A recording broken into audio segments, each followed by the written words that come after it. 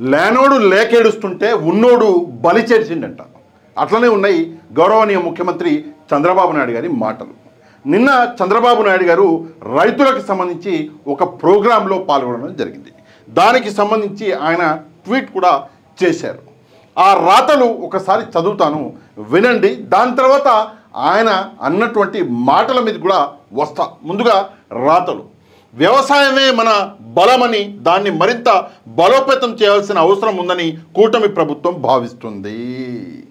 4 సార్లు ముఖ్యమంత్రిగా ఉండి ఫైనల్గా 4వసారి ఈ భావన చంద్రబాబు నాయుడు గారికి వచ్చినందుకు నిజంగా నాకు చాలా ఆనందంగా ఉంది. నెక్స్ట్, అందుకు అవసరమైన చర్యలు తీసుకుంటోంది. ఈ క్రమంలో తూర్పుగోదావరి జిల్లా నల్లజర్లలో రైతన్న మీకోసం కార్యక్రమంలో పాల్గొని రైతాంగ అంశాలపై అన్నదాతలతో ముచ్చటించాను.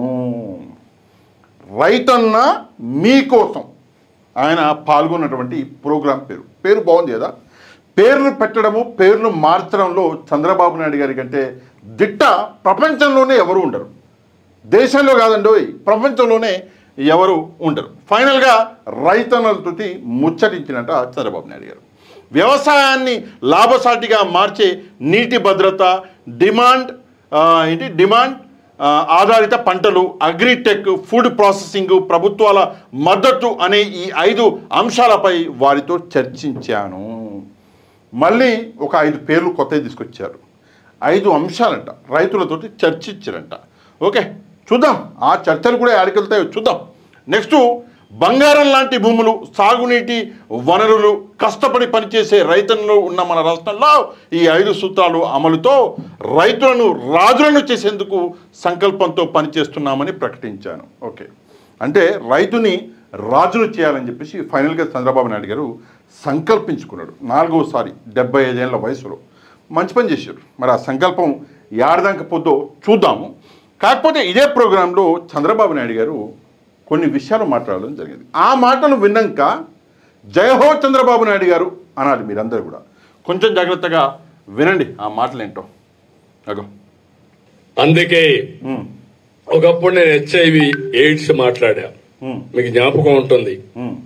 ఈ నేషనల్ హైవేలో ఇక్కడ drivers తెల్లవారితో నిద్రలేస్తే మనకందరికి condoms కనపడేటివి.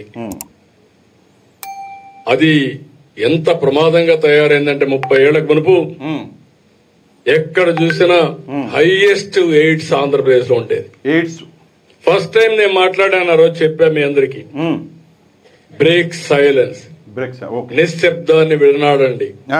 Talk about AIDS. మీ పిల్లలతో కూడా చెప్పండి, లేకపోతే ఈ జాతి మిగలదని చెప్పా. అసెంబ్లీలో నాకు ఇప్పుడు కూడా జ్ఞాపకం, అసెంబ్లీ మొత్తం డెకరేట్ చేశా ఈ కండములు పెట్టి, ఎందుకంటే అవేర్నెస్ రావడానికి. ఈ రోజు నేను గర్వంగా చెప్పగలుగుతున్నా, ఆ రోజు చేసిన పని ఈ రోజు చాలా వరకు కంట్రోల్ అయింది. 2030 నాటికి భారతదేశంలో ఎయిడ్స్ లేని రాష్ట్రంగా ఆంధ్రప్రదేశ్ రాష్ట్రం తయారవుతుంది. ఒక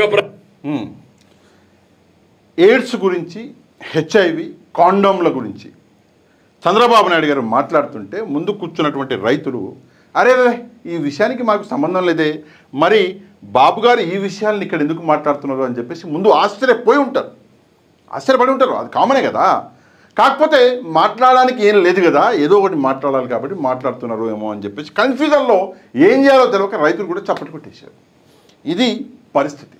జనరల్గా 4 సార్లు ముఖ్యమంత్రి, 4వసారి ఏం చెప్పాలి రైతుల ముందర నిలబడి, ఫలానా టైంలో నేను మొదటిసారి ముఖ్యమంత్రి అయినప్పుడు నేను రైతుల కోసం ఈ పని చేశా, 2వసారి ముఖ్యమంత్రి అయినప్పుడు రైతుల కోసం ఈ మంచి పనులు చేశా, 3వసారి ముఖ్యమంత్రి అయినప్పుడు రైతుల కోసం ఈ మంచి పనులు చేశా, ప్రస్తుతం 16 నెలల్లో అధికారంలోకి వచ్చినాక ఇన్ని మంచి పనులు చేశా, రాబోయే 3.5 సంవత్సరాల్లో రైతుల కోసం మరిన్ని మంచి పనులు ఇవి చేస్తాను అని చెప్పేసి రైతులతో జనరల్గా మనము మాట్లాడతాం.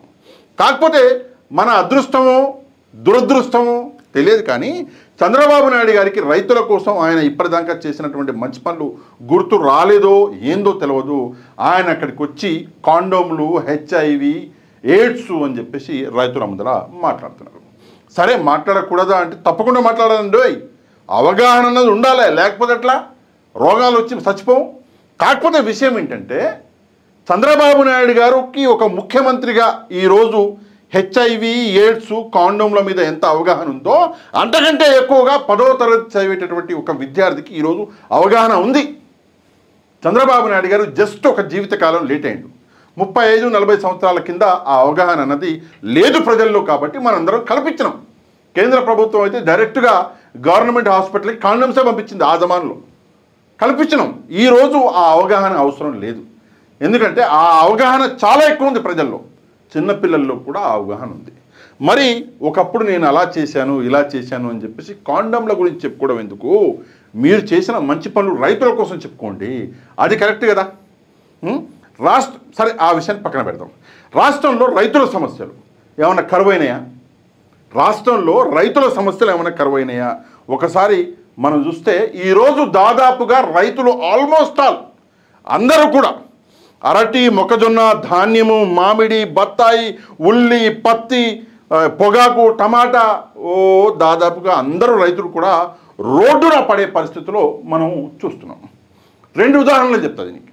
మొదటి ఉదాహరణ అరటి పంట కేజీ ₹1.5 మన మ్యాచ్ బాక్స్ రాదు, అగ్గిపెట్టి రాదు. ₹1.5 కేజీ అరటిపండు. ఇది రాష్ట్రంలో రైతుల పరిస్థితి. నెక్స్ట్ ఈరోజే మన లైవ్ కాల్లో, అంటే ఈరోజు మార్నింగ్ మనం రోజు లైవ్ చేస్తాం కదా, పొద్దున 9 నుంచి 10 గంటల వరకు విశ్లేషణ విత్ పాషా అని లైవ్ చేస్తాం.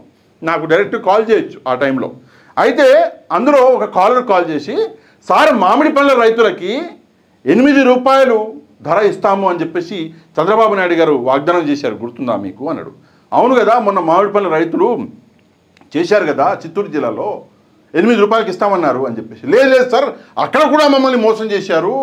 ₹8 కాదండి, ₹3 కిలో లెక్కన మొత్తం తూకాలేసి చెక్కులు ఇచ్చారు మాకు అని చెప్పేసి ఆ కొత్త విషయం ఒకటి చెప్పారు. అంటే రైతుల దుస్థితి ఈరోజు రాష్ట్రంలో ఎలా ఉందో మనకు కనిపిస్తున్నది. గిట్టుబాటు ధర లేదు, ఇన్పుట్ సబ్సిడీ లేదు, పంట బీమా ఏంది? పంట బీమా జగన్మోహన్ రెడ్డి గారు తీసుకొచ్చింది, ఉచిత పంట బీమా ఏడుంది? పంట బీమాను పక్కన పెడితే మొన్నటికి మొన్న తుఫాన్లు వచ్చి పంటలు కొట్టకపోతే నష్టపరిహారం. ఇక్కడ జోక్ ఏంటంటే డబల్ ఇంజన్ సర్కార్ అంటారు వీళ్ళు. డబల్ ఇంజన్ సర్కార్. డబల్ ఇంజన్ అంటే మీరు వినింటారు, ఎన్డీఏ ప్రభుత్వాన్ని డబల్ ఇంజన్ సర్కార్ అంటారు. రాష్ట్రంలో మాకు ఇంజన్ ఉంది అంటే మా ప్రభుత్వమే, కేంద్రంలో మాకు ఇంజన్ ఉంది అంటే మా ప్రభుత్వమే. 2 ఇంజన్లు పెట్టి రైలు లాగితే ఆ రైలు ఫాస్ట్గా వెళ్తుంది, ఒక ఇంజన్ ఉంటే తక్కువ వెళ్తుంది అని చెప్పేసి డబుల్ ఇంజన్ సర్కార్ అని చెప్పుకునేటటువంటి చంద్రబాబు నాయుడు గారు నష్టపరిహారం ఈ రోజు దాకా రూపాయి తేలేకపోయాడు. 6,000 కోట్ల రూపాయలు నష్టం జరిగింది అని చెప్పేసి ఒక అంచనా అయితే పంపించారు. రూపాయి ఇంతవరకు రాలే. ఎప్పుడైనా సరే ఇలాంటి న్యాచురల్ కెలామిటీస్ వచ్చినప్పుడు ఇన్స్టెంట్గా అప్పటికప్పుడు ఇంత డబ్బు తీసుకోండి ముందు అని చెప్పేసి కేంద్ర ప్రభుత్వం పంపిస్తుంది నష్టపరిహారంగా. కానీ రూపాయి వచ్చిందా అంటే డబల్ ఇంజన్ సర్కారు అక్కడ కూడా డబేల్ అన్నది. అది చంద్రబాబు నాయుడు గారి పాలన. ఇక యూరియా గురించి ఈరోజు మన అపోజిషన్ పార్టీ అయినటువంటి వైసీపీ కూడా మాట్లాడటం తగ్గించేసింది. కానీ యూరియా కష్టాలు తగ్గినాయంటే తగ్గట్లే. ఈరోజు కూడా మీరు రైతుల దగ్గరికి వెళ్తే యూరియా కోసం క్యూరు కడుతున్నటువంటి ఆ దాఖలాలు ఈరోజు కూడా ఉన్నాయి. రాష్ట్రంలో ఆ దరిద్రంకి ఏడిసింది. ఇది రైతుల గురించి నేను చెప్పినటువంటి 4 ముచ్చట్లే. 40 ఉన్నాయి. మీరు ఇస్తామన్న 20,000కి ఎంత పెద్ద పంగనామం పెట్టిరో అది కూడా మేము చూసినాం, అది కూడా కనిపిస్తూనే ఉంది. ఇది రైతుల పరిస్థితి. మరి ఈ రైతుల పరిస్థితి గురించి దయచేసి నన్ను క్షమించండి అయ్యా.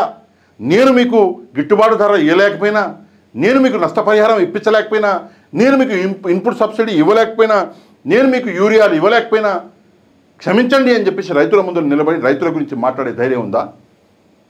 సరే, రైతుల గురించి మాట్లాడకపోతే రాష్ట్రంలో కష్టాలు ఏమైనా కొరవైనాయా?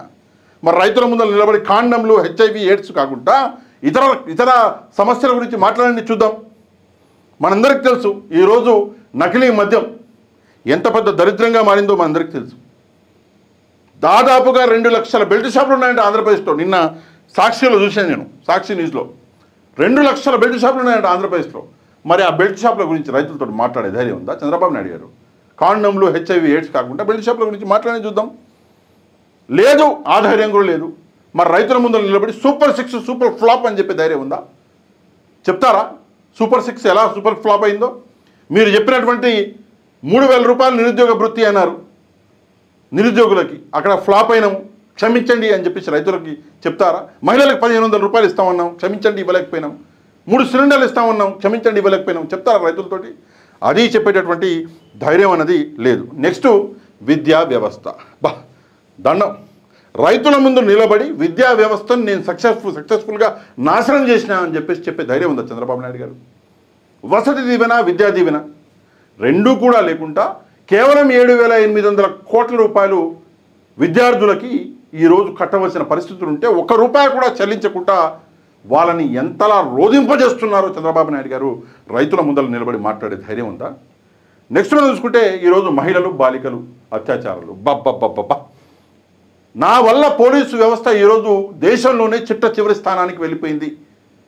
మహిళలకు భద్రత ఇవ్వలేకపోతున్నా, బాలికలకి, చిన్నారులకి భద్రత ఇవ్వలేకపోతున్నా అని చెప్పేసి రైతుల ముందు నిలబడి మాట్లాడే ధైర్యం ఉందా చంద్రబాబు నాయుడు గారు? లేదు. ఆ ధైర్యం లేకపోతే కనీసం అప్పుడు కేవలం 17 నెలల కాలంలో నేను 2,66,000 కోట్ల రూపాయలు అప్పు తీసుకొచ్చినా రేపు పొద్దున 5 సంవత్సరాల్లో సక్సెస్ఫుల్గా 10 లక్షల కోట్లు తీసుకొస్తా అని చెప్పేసి చెప్పే ధైర్యం ఉందా? అప్పుల గురించి మాట్లాడే ధైర్యం ఉందా? దయచేసి చంద్రబాబు నాయుడు గారు సమాధానం చెప్పాలి. ఇక మెడికల్ కాలేజీలు, ఇక దాని గురించి మాట్లాడకపోవడం మీరు. పేదలకి వైద్యం అందించాలి, ఉచిత వైద్యం అందించాలి అని చెప్పేసి ఒక సదుద్దేశంతో, దాంతోపాటు పేద విద్యార్థులు చదువుకుని డాక్టర్లు అవ్వాలి. ఒక పేద ఇంట్లో ఒక డాక్టర్ నేను చదువుకుని బయటికి వెళ్తే ఆ డాక్టర్ ఆ ఇంటిని మార్చేస్తాడు, ఫైనాన్షియల్గా ఆ ఇల్లు గట్టిపడుతుంది అని ఆలోచించి జగన్మోహన్ రెడ్డి గారు మెడికల్ కాలేజీ తీసుకొస్తే ఈరోజు ఆ మెడికల్ కాలేజీలు కూడా దొరల చేతిలో పెట్టేటటువంటి కార్యక్రమం జరుగుతుంది. ఒకవైపు అదైతే మరొక వైపు వైద్య వ్యవస్థ ఎడిపోతుంది. వైద్య వ్యవస్థ ఎక్కడైనా ఉందా? నిన్న చూసిన పిఠాపురంలో గవర్నమెంట్ దవాఖానాకి తాళాలు వేసుకుని వెళ్ళిపోయారు. ఓ పేషెంట్ చచ్చిపోయాడు. గవర్నమెంట్ దవాఖానాకి తాళాలు వేసుకుని పోతే పేషెంట్ చచ్చిపోయాడు. తూతూ మంత్రంగా అక్కడ ఉన్నటువంటి డాక్టర్ని సస్పెండ్ చేశారట. సస్పెండ్ ఎవరు చేయాలి? రిజిగ్నేషన్ ఎవరు ఇవ్వాలి? ఆ చావుకి బాధ్యులు ఎవరు? అక్కడ డాక్టర్ని పెట్టలేకపోయినటువంటి మీరు కదా రిజైన్ చేయవలసింది. నెక్స్ట్ ఇక అమరావతిలో భూదంద, విశాఖపట్నంలో భూదంద. అమరావతిలోనేమో భూములు కొనే పేరు మీద దంద, విశాఖపట్నంలోనేమో 99 రూపాయలకి భూములు ఇవ్వడం మీద దంద. ఇంకా ఇట్లా చెప్పుకుంటూ పోతే పెద్ద చాంతాడంతుంది. ఇవన్నీ రైతుల ముందు నిలబడి మాట్లాడే ధైర్యం ఉందా? మాట్లాడగలరా? లేదు, మాట్లాడరు. ఏం మాట్లాడతారు? ఫలానా టైంలో నేను మొబైల్ ఫోన్ కనిపెట్టిన, ఫలానా టైంలో నేను నేషనల్ హైవేస్ అంటే ఏంటో నేనే చెప్పిన కేంద్ర ప్రభుత్వానికి, ఫలానా టైంలో అది నేను ఇవన్నీ మాట్లాడతారు. కానీ చార్మినార్ నేనే కట్టిన అంటారు, గోల్కొండ నేనే కట్టిన అంటారు. కానీ రైతుల కోసం నేను ఫలానా చేసిన అని చెప్పేసి మాట్లాడే ధైర్యం ఉందా? అబద్ధం చెప్పలేరు కదా. అబద్ధం చెప్తే అపోజిషన్ ఊరుకుంటుందా? వైసీపీ మీ వీడియో ఇక్కడ పెట్టి వీడియో కట్ చేసి నిజాలు వేసేస్తారు సోషల్ మీడియాలో.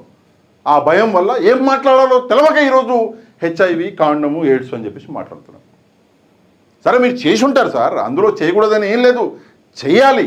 కానీ ఈరోజు అవసరం ఏముంది? మీకంటే చిన్నపిల్లలకి హెచ్ఐవి మీద, కాండం మీద నాలెడ్జ్ ఉంది. ఈరోజు మీరు ఒక జీవితకాలం లేటు 35 ఏళ్ల కింద మీరు చేయవలసిన పనిది ఈరోజు మొదలుపెట్టారు. అండ్ ఇంకో విషయం, రైతులకి అసలు దీనికి సంబంధం ఏంటి? రైతు సమస్యల మీద కదా మీరు వెళ్ళింది. మీ ప్రోగ్రాం పేరు రైతన్న మీకోసం కదా. అంటే మన ఏమంటారు, ప్రజల ముందరికి రాగానే మనం ఏం మాట్లాడుతున్నాం అని చెప్పేసి మర్చిపోతున్నాం. సరే, అక్కడికి చేతిలో ఏదో ముక్కుంది, కాగితం ముక్క, వాడెవడో రాసిచ్చినట్టున్నాడు. రాసినోడికి కూడా సోయలేదు ఏం మాట్లాడుతున్నామే అని చెప్పేసి.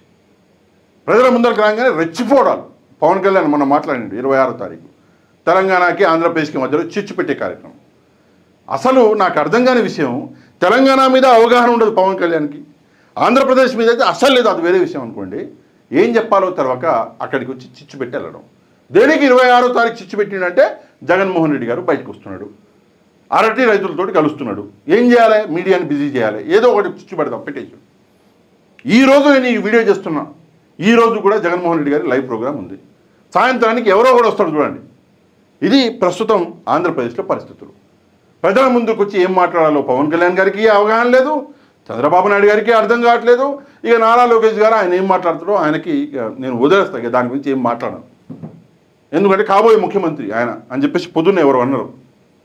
దాన్ని ముఖ్యమంత్రి అయిపోతే నన్ను ఏమైనా చేస్తే మళ్ళీ అదో కష్టం.